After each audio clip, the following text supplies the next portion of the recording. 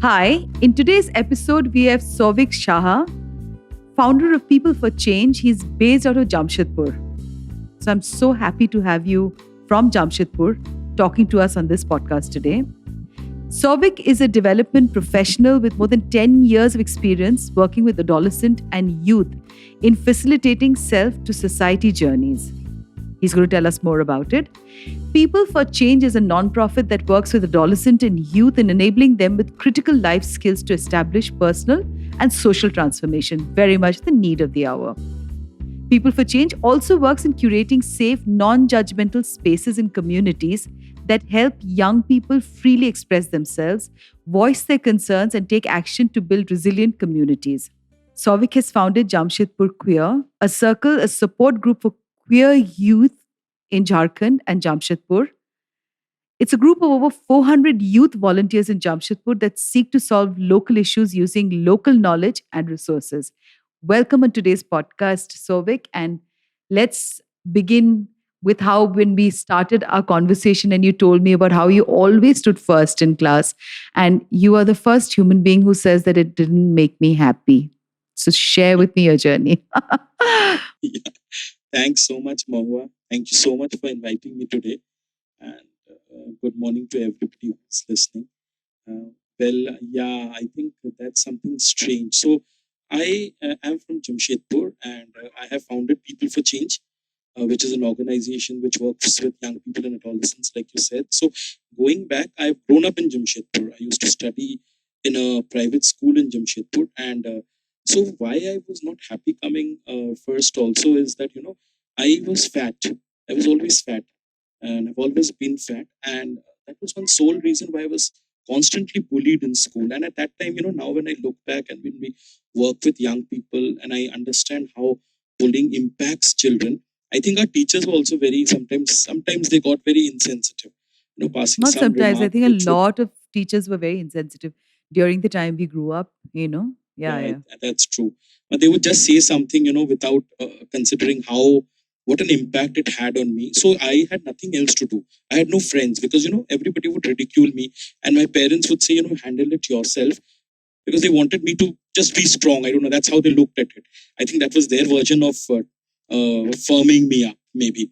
And I used to study, and I would come first, and the better I studied, and what happened is it alienated me further from my friends because anyways they did not play much with me. But when I started coming first, they thought that I had airs, and what it did for me was it kind of toughened me up in ways. No, I could, I became very, I had a very sharp wit. Yeah, so I used to read a lot, and I developed, I developed a wit, and I used to use my wit and sarcasm. I think I would call it, and I could really hurt people who, at that time ridiculed me, and I really gave it back to them.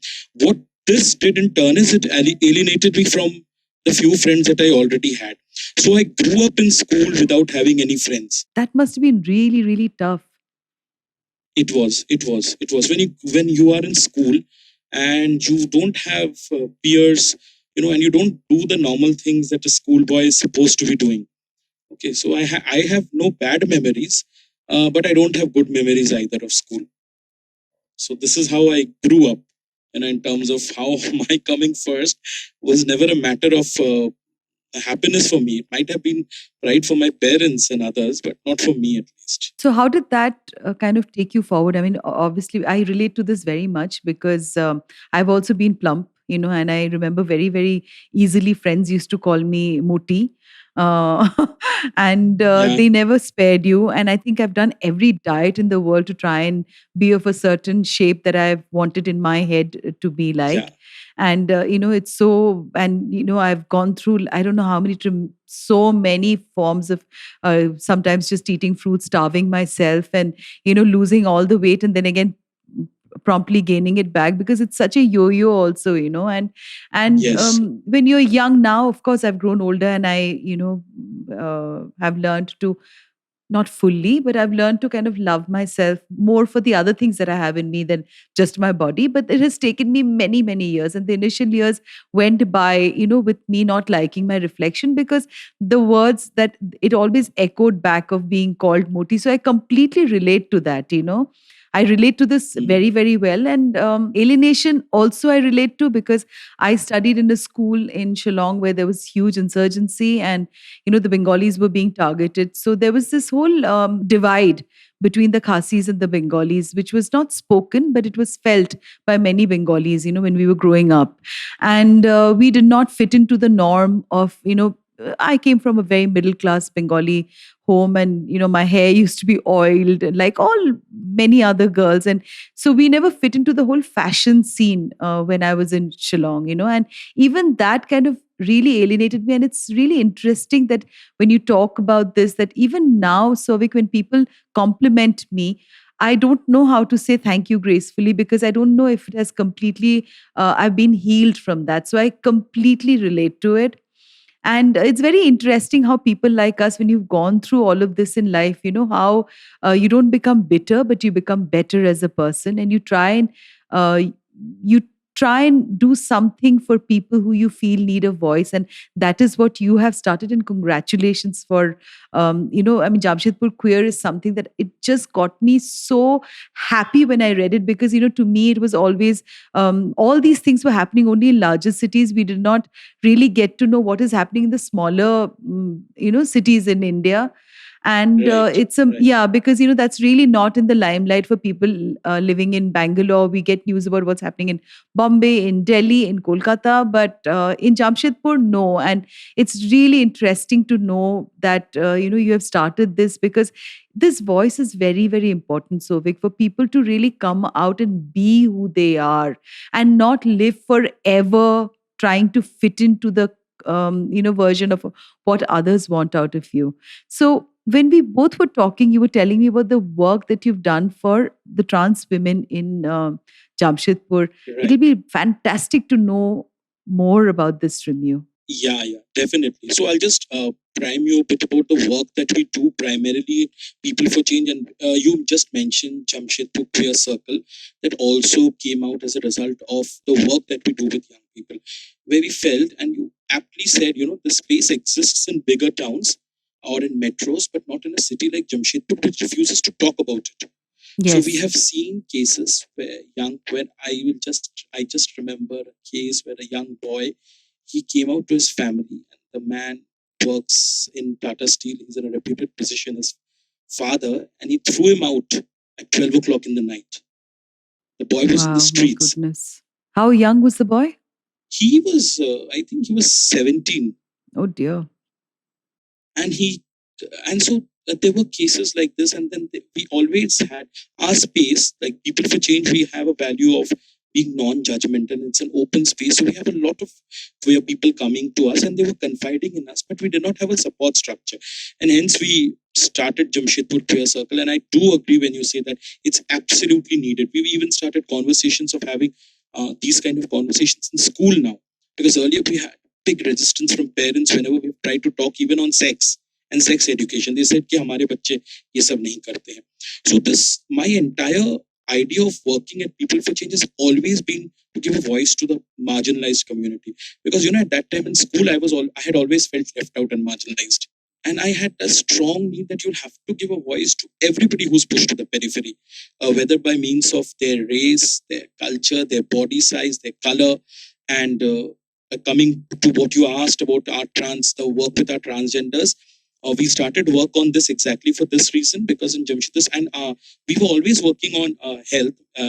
One of our focus was on menstrual health. We work with women in Jharkhand, and so we started working on mental health with transgenders. Which slowly we started work with only 20 transgenders. Today we work with more than 500, and our Wow. work is so we intensively work with them. We last year in COVID, and even this year, we have reached out with Russians weekly to over 350 transgender families. Because when we contacted the administration, they said that inka card nahi bana hai. They don't have, some of them don't have Aadhaar cards, many don't have bank accounts, so that they were just left in the lurch. So, and they are in the city in front of your eyes, and nobody was doing anything about it. So we got together, and till date, we have been providing means. Even now, as I speak, we are distributing rations to over 350 families even this time. So food is only one small part of what we do. We work largely on providing and connecting them to social entitlements. We work on their health and we work on livelihoods. We have started exploring livelihoods for them. And it's very interesting when you work with the community where, so transgender again is confused by people as only working with hijras. It is not that. Transgender is again a big rainbow term, which is intersex people, which has hijras, which has many people who are non-binary. In many ways they are non-binary. So we work primarily with hijras and also with people who come under the umbrella. So our Who are work the people who come with under the them, umbrella?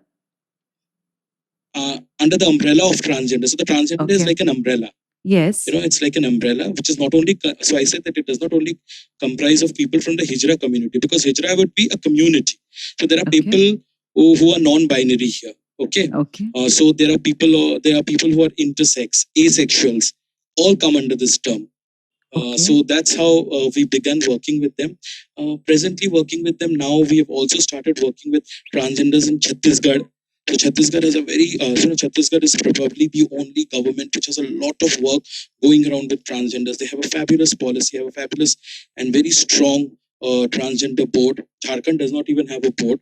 So we have started working with Chhattisgarh as well. So this is how we would, the basic needs arise from, giving a voice to anybody who's on the periphery. So this is about our work with transgenders.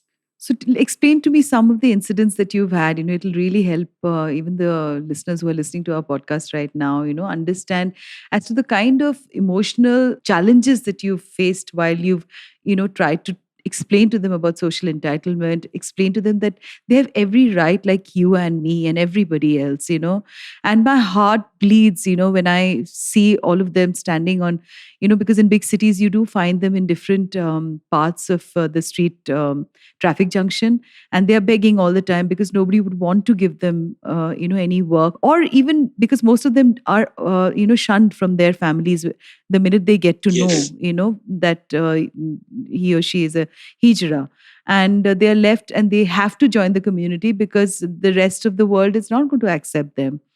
And it's very interesting when you say this because there is this whole in that community also they are shifted from city to city and from traffic junction to the other. When I grew up in Delhi, I remember seeing a whole bunch of them. Every time there's a child who's born, they come to the house and they sing for you and they ask you for money. In many homes, Yeah. they shun them away. In some homes, they think that it is auspicious to have them to bless you. But that's very far and few. And the lives that most hijras in India live, I apologize to be a human being, that if I apologize on this podcast that, I'm a human being and I'm okay to watch people for no damn fault of theirs to be out there on the streets. So it'll be very interesting to know from you because you've worked up close. I have, I'm sure the listeners would want to know as to the resistance sometimes also that you do face from the trauma that they've had. They don't want to trust you, when you want to offer them work or you promise them because they're so disillusioned. With their past experiences, and it begins, I guess, in their own homes where I know of one hijra with whom I'd worked for a film, when I'd just begun Right. Moody Mo, and I was very distraught because we had Durga Puja, and I just felt that you're a Bengali and I'm a Bengali too, and we know that it's a very inclusive festival where nobody cares from which social strata you come from, but the hijras were not allowed to enter that compound. I really felt bad about that, and then I ended up talking to one of them, and it was amazing because they were so warm and they were surprised that I was very okay, giving one of them a hug. And she came over home and she spoke to me and she said that, her mother said that do not enter the house when it's daytime because your sister and your brother will not get married. And we please come in when it's like late at night. And then the father and the brothers obviously threw her out, and she had to come. And she was all of 17, all of 17. And my son was 17 at that time. I just didn't know, how I could even erase that pain from her. So, Souvik, just tell us a little bit because you have obviously much more experience than what I have. What is the kind of resistance that you face, and how do you overcome that when you work in this sector? Yeah. So I'll just take, take two examples here. One, so first of all, when you talk about trauma, so the trauma is, it's a trauma to survive daily when the entire odds are stacked against you. Okay, especially in a city. Fighting for your place in terms of the way you are, the way you want to express yourself, and also fighting for your daily bread.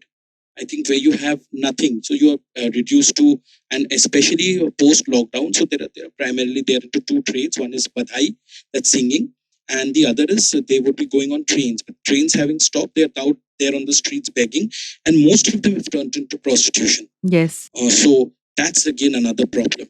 In Jamshedpur, many have taken to prostitution, and many are unwell because of no nutrition, and so there is no continuation of medicines. And whatever we are doing, whatever we can do. I just recall a case some 2 months back. We're talking about trauma. So what kind of trauma is it? There was this hijra, and very pretty, and we knew her.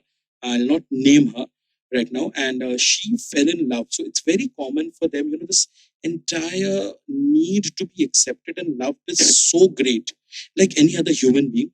I think she was going around with a boy, and then and this usually happens where they go around with straight men and they have been abused physically and they have been abused mentally. So I think, and then she committed suicide. Oh my God. I know the case because I knew her. And so this is very common there. And then the second case that I remember is, we talk about inclusive workplaces. We talk about how corporates need to change. It's not even begun as yet. Oh, they're not even given admission in schools. So Yes. So it has to begin somewhere. So some corporates have policies. But there were some hijras, when you make a policy, you have to consider the entire setup from which that person is coming. So for a hijra to go and work outside of the community, she has to leave the community. And she has to cut her hair. That means she can no longer come back to the community when she's left it. So if she cuts her hair and if she leaves the community, to come back to the community, she has to pay a fine. It's that strict. But why is it like that? Souvik, I mean, I'm just trying to understand as to why would it be, because I think also within the community it should, I guess, that mental rehabilitation should begin, that if somebody is getting work and yes, no, but this is how the system is. hijra society is structured. Okay. I'm talking about the hijra society. It's very strict. Okay. It's a very, very strict social order. What is the social order like? If you could just share with us. So there are gurus or nayaks. Yes. Okay. Below which, they are middle-aged hijras who report higher up to their gurus. It's a lineage of guru parampara. Okay, and then there are hijras who are under her, and she further has chelas. So you have to get chelas under you, or you have to get disciples under you, and whatever you earn, a part of it goes to the guru or the nayak, who in turn offers protection, or who offers a common house from police, from other hijras, and they have got strict territories within which, so one doesn't cross into the territory of the other guru. So you have to be under the lineage of under the pay. So there should be somebody patronizing you there. Okay. Otherwise, you cannot get into the order without you having a guru. And this guru parampara is very strict there. So if you have to leave, you have to take permission of your guru, and then the guru does not allow you to come back, or she decides whether you need to come back or not. Also, you have to understand that if a guru allows a chela to go, this means loss of earning for her. Because then she does not get a cash flow back to what the chela would be earning. So it's a very complex order inside. So it's very difficult. Like one of our friends who works with us, she said, sir, hijra banna na loha ka chana chabana hai. लोगों को लगता है कि हम makeup करके और साड़ी पहन के, तो मैंने ये जो साड़ी पहना है वो कितने मुश्किल के बाद पहना है, और कितना जिल्लत और कितना परेशानी और कितना अपमान मुझको मिला होगा कि मैं मजबूर हुई साड़ी पहनने को, और अब मैं वापस नहीं जा सकती हूँ. So this is what she had to tell me. So she, my God. Now work, we know the structure there. So even so, when I'm saying that, there are some people who went to work in a factory who had to come back because of the kind of abuse that they received at their workplace, with men propositioning, asking them for sexual favors, because they believe that if it's a hijra, then it's very normal for you to go and ask for them of any sexual favor, and unko karna hi padega ye, because they are prostitutes. That's the general, so for this to change, is a humongous task for which, like you said, that everybody needs to get sensitized, and the sensitization should begin from school. Yes, it has to It begin should be from there, school. so you should have Absolutely. it should be there in the curriculum. Yes. So I think it should be there in the curriculum. So these are just two examples which are very recent. Beyond that, there are people who also stay in families. You know, it's so convenient. So when you say that they're driven out of families, there are some hijras who would stay in families where the families would not accept them otherwise, but now the entire family is dependent upon the income of that transgender child. And hence they're allowed to stay in the family. So it just boils down to the money. Yes, it does. It does in that case. It does. Sadly, that's how it is. Your value, I mean, because of the work that you do and the work I do too, I mean, it's so difficult to explain because just even getting the monetary funds to take something like this forward and take something like your project forward must be a humongous task because, like most people, they don't see any value in the kind of work that also, organizations like you strive to do. Right. Yeah. So So, it is a struggle. it is a huge struggle. Yes, it is a huge struggle. So, Souvik, just tell us a little about the youth there, who are like, you work in the Jamshedpur Queer Circle. How many people have really come up and opened up and spoken to you? Because I would assume so many of them remain confused and they don't want to address it and they are so Right. scared. They may be so guilty if they like a man or a woman likes a woman and or somebody just doesn't like sex. I mean, how does one um, acquire that kind of courage because it must be so small knit, right? Jamshedpur also. Mm. And it's like any other small town. People know each other. And Yes, since everybody that's works in the yes. family, so it's a lot. It's a very gossipy town. Yeah. It is like that in all small towns. Yeah, it's like a typical small town. So the problem here of is these people would be better off if they go to a big city. But now Jamshedpur, since they're there and more, so this happened because in lockdown all these young people are at home now. Who would Jamshedpur after 12th you'll not find young people, but now they all came back 2 years back now. So 1.5 years they are home. They were all in studying in colleges, so they have been completely cut off from their circles there. So this is one place where it's one place where where they can come and breathe because they can discuss anything. But coming out, yeah, we have had very few people come out and tell us, but we know them. But there are some people who have come and confided in us after, because it's just been 2 months now that Queer Circle has started. But yes, we have got people who have come and told us about that, because the space itself is a very supportive space. So we have, and this space also is not only about queer people, but it's also about allies. So we get in a lot of allies because we want to have this normal. I'm an dialogue. We ally. want to normalize LGBTQ. We Yes, don't want to say that absolutely. LGBTQ is different from any other. We do not go ahead with that agenda. Our agenda is very simple. You all are young people. अगर आप normal हैं, straight है, nobody said that you are straight or normal. That's something that हम लोगों ने patriarchal बनाया है society इस has चीज को. given you. हाँ, बिल्कुल. So there's nothing normal about you and there's nothing abnormal about them. So we try to normalize this entire dialogue. So we have support circles, have dialogues with allies and queer people. And the issues are then tackled together. So it has been wonderful. The experience has been wonderful. We have young people who have opened out, but who have not yet opened out at home because they are not confident. How do they reach out to you, Souvik? So we work with young people. Okay. When you say you work, how do they reach out to you? So how do they get to know about our you? Primary area of work is, in the beginning you had said that we create, so we work in schools with adolescents, we work in colleges, and we work with community young people. So we work in urban Jamshedpur, we work in peri-urban areas of Jamshedpur, and we work in rural Jharkhand in 2 districts, East and West Singhbhum. So all our work with young people is based on, creating these self-to-society journeys with them. So we basically centered around attitude and behavior change. So we do a lot of workshops, and we felt that because we knew many who had no space to talk. And then we said that, we need to start the circle, and they know us also because my office has queer people working with us, because it's again a space where we encourage inclusion. So we have queer people working with us who in turn got their friends, and then we put out a Facebook post saying that we are opening and we would like to hold a first meeting. Anybody drop in? And you won't believe, our office is so small.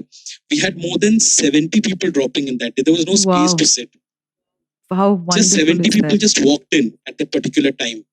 Hmm. And they have stayed on since. and we have expanded to include more members. So it's basically now offline discussions. We had 2 online parties. Yesterday we had our first online, I mean virtual Pride. We had the Pride we had all the top transgender leaders and LGBTQIA leaders and young LGBTQIA idols in the country coming for our panel. So we had 5 panels yesterday, and we had around Congratulations on online, that, Souvik. yeah, thanks so much. I Yeah. think that was really good for Jamshedpur. Large number of school principals came on board. Oh wow, that is fantastic. You actually had school principals. Yeah, and they shared, and we asked them. We took commitments from schools. We took commitment from a university to organize sessions there. So that was absolutely brilliant yesterday. So there's a Netaji Subhas University here. We got a commitment from them, and we are signing an MOU with them to talk about gender sensitivity and hold workshops there. Congratulations, Souvik, on this. But Souvik, I was also reading about the fact that, you're a big fan of Ray, like me. I love Satyajit Ray's films, and he's Manikda. I do. So yeah, me too. And right now when I'm talking to you, I just have bang opposite me Pather Panchali poster, and I have Charulata, and Aparajita. And I'm reading one book by Satyajit Ray called Photik Chand. So it's just Photik next Chand, to of me. course I know. So while I'm talking to you, I'm looking at Opu Durga and her mother in Pather Panchali, and that's a film that it gets my throat in a knot, my heart in a knot, and I just don't know how my tears just flow down my eyes when I watch it, because sometimes I have to just I can go back on and on and on into these films, and so tell me, which is your just favorite? Timeless. It's like poetry. Pather, there cannot be another finer film to me than Pather. They're among my favorite film is Pather Panchali. You tell me which is your favorite 100%. in Ray. I like Agontuk. I am just a fan of Agontuk because I felt that it talks about human beings in such a good way. It talks about this entire structure of capitalism, the way we know it. And, it talks about some people very close to my heart, that's tribals, because I work with them. And how this character of Utpal Dutt, oh man, he's phenomenal. He was phenomenal. He was phenomenal. And how you were just talking about how money is important. So if you remember that he came and he said that, I'm your mama. And then the girl believes, but the husband refuses to believe. And then we have his friend coming over, who's a lawyer, established, educated, in quotes, lawyer, who comes and grills him, and how this man opens up, how we, with our limited education, I think we are just literates anyway. So our system to literate banata hai. How Agree we with with you. Limited education have gone on to assume that we know everything. And you call somebody jungli. So this is a very racist term that is used here. Na? The Adivasis ko jungli bula rahe hain. People who do with this, it's we who should be going back there and need to understand how the construct that we live in right now. That movie brings it out so beautifully. I think that is going to be another timeless piece. So yeah, I can go on and on about Agontuk. I think I love it. I love Konoshotru. It's such a beautiful document on how politics works and the politics of the family. The basis of politics is family. I've always believed. Yes, I think so too. That's where we are shaped up as people. Yes, we are shaped up as people right there. That out beautifully. So love these 2 movies and many, many more. I think all of Feluda. I think Feluda is my favorite. Yes, Feluda was a book that was done every Sunday with my son. Now he's in London. And just recently, there was one, I think there was a Facebook post that I'd seen of people trying to restore some of the films and then trying to form a Feluda society. And I've not been able to get in touch with them after that because, for my son and me, the bonding that we did on Sundays, was just reading all the Feluda stories together. And my Bangla is a little poor. I mean, I don't read it so well, but the English versions were very, very good too. And I had both the volumes, of Feluda. And of course, I mean, we've seen Shoumitro and and been completely Shobhashachi also. And yes, I mean, there's nothing like Ray's Timeless. And there were so many more other filmmakers, but to me, Pather Panchali is home because I keep going back to that film and watching Madhavi and Charulata is like, Right now, when I'm talking to you, my heart is getting into a knot. So it's been fantastic, Shobik, to talk to you. And I think I need to speak to Same you here. offline, and we need to get in more people, with the work that you're doing, because my podcast is all Definitely. about bringing to the fore about issues that a lot of people all across do not speak or talk about or even hear. So this is my first interview with somebody from Jamshedpur, and to me, this is an honor. And I'm Thank you honored so that much. you're here on my podcast today. The And honor is all mine. I loved talking to you. It's such yeah, fun. and I look forward to meeting you in person. And my work is Same all about migrant women and about gender issues. My work, my writing is mainly about people who do not have a voice. For them, people like us need to go out and tell their story. Yes, we do. Yes, Absolutely. We do. yeah, we have to. I mean, I think also the pandemic has been such a learning for all of us that eventually, when you are in that hospital or you're dead, it doesn't matter which religion, what was your sexual, identity, who you are. It just didn't matter, because I remember a post that had the Ganga with so many bodies that had come afloat. I mean, who do you know who you are? And I think it's time for all of us to really wake up and smell the coffee and become more sensitive. So fantastic work that you do. I am so happy once Thank you so again. much.